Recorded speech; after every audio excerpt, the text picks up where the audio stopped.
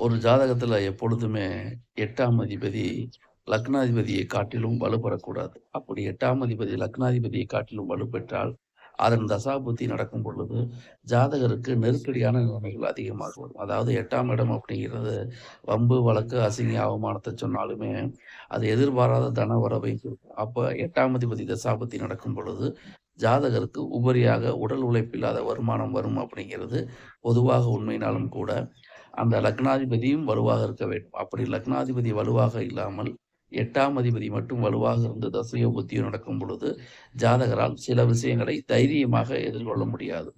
பிரச்சனைக்கு பயந்து யாராவது துணையை தேடக்கூடிய நிலைமை ஏற்படும். ஆக லக்னாதிபதியும் 8ஆம் அதிபதியும் வலுவாக இருந்து 8ஆம் அதிபதி தசாபுத்தி நடந்தால் ஜாதகர் பிரச்சனைகளை சமாளித்து விடுவார். லக்னாதிபதி வலு குறைந்து 8ஆம் அதிபதி வலுவாக இருந்து தசாபுத்தி நடக்கும் பொழுது பிரச்சனைகளை ஜாதகரால் எதிர்கொள்ள முடியாது.